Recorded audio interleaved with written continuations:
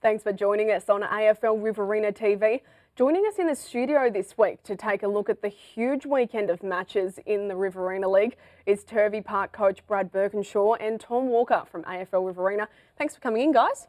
No worries. Now, Brad, your Bulldogs head to Ganmain on Saturday to take on Narrandera. The wet weather has forced a change of venue. Do you think Ganmain, instead of the big Narrandera Sports Ground, is going to play to your advantage, or...? Not quite sure, actually. I don't think it's going to make much of a difference for us. Either way, we're just going out there to try and get a win. And now you are still looking for your first win. How do you approach the game this week? Do you treat it like a grand final or just like any other week? No, I think we pretty much treat it like a grand final. It's been a long time since we've had a win. We're travelling about as well as Narrandera at the moment, and hopefully we can get 4 points. And now it has been a rough couple of years for the club. What would it mean to get a win this weekend? It'll mean a lot to the club, but more the players that have been there since all this happened at the start of last year, and they keep turning up for training, keep turning up for the games, and just for them and the support that keep turning up as well would be good. Now, Tom, what do you think? Can Turvey get the win over Narrandera? Yeah, absolutely they can. As Brad alluded to, they're pretty even in form at the moment, both teams, so I'm sure Turvey Park are definitely good enough, and I'll be tipping Turvey Park. I think it'll be a tight game, but I think they can do it.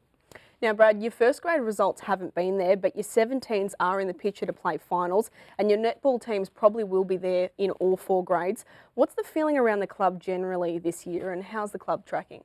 I think the club's heading in the right direction. The under-17s, as you said, are coming fourth. The last 3 weeks they've played first, second and third and won 2 of them, so that's a good effort from them, and 3 of them are only 17 and the rest are underage. So, and the netball's always been strong and there's plenty of numbers, and it's always a good result. And how important was it to battle through last year, and do you have any thoughts so far kind of on next season? I think for the club perspective, struggling we did, which was good last year, to just keep going, I suppose. And the way the future's heading, we're heading in the right direction. Well, let's take a look at the full round. Colin Gully welcomed Ganmain to the Crossroads Oval. The Narrandera and Turvey game is on at Ganmain. Leeton Witten welcomed the Goannas on Sunday, and Coolament travelled to Griffith. Brad, you had a good look at Griffith last week. What did you make of them, and what will Coolament have to do to get on top? Well, the conditions of the ground didn't suit Griffith. They play a sort of a passing game, and just with the slog it was, we sort of went hard at the footy, but the way they played, I think they'll be better if it's a dry day. And for Coolament, they've just got to man up. That's all they can do, and try and stop their flood. Now, Tom, can Coolament give the Swans a shake in Griffith? It's going to be tough. It's one of the toughest road trips in football, really, going to Griffith, at Griffith. Coolament will be fresh off a bye. They'll be up for the challenge. Just too good at the moment, I think, Griffith. Tom, the Goannas are on the road this weekend as well with a massive game against Leeton. They had a huge win over Ganmain. Do you think they can back it up? Yeah, for sure. Obviously, Ganmain are a good opposition. The Goannas are young and quick, and they'll be very, very hard to beat. Leeton at home are generally very, very good. So it will be a tight game, but I'm going to tip Goannas. And Brad, they're different sorts of teams, the Crows and Goannas. Who do you think's the stronger side?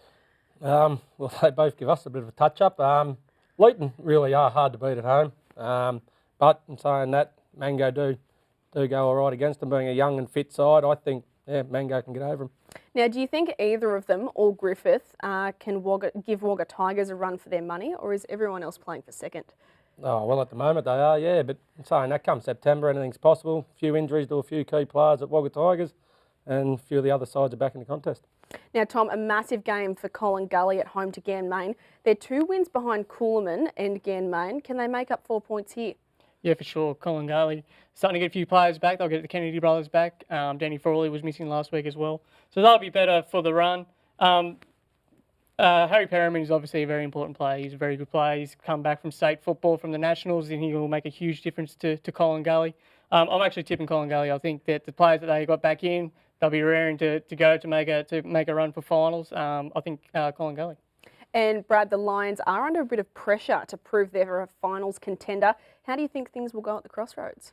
Yeah, Ganmain are a bit funny actually. We played them 2 weeks ago, and they had some really good tall forwards that we just couldn't match up on, with a few quick, like you got your Lawtons and Riley Corbett and Olsen and up there. But yeah, Colin Gully weren't that good against us, I didn't think, but yeah, I think they're going all right with, as I said, Perryman back, so I think they can get the points.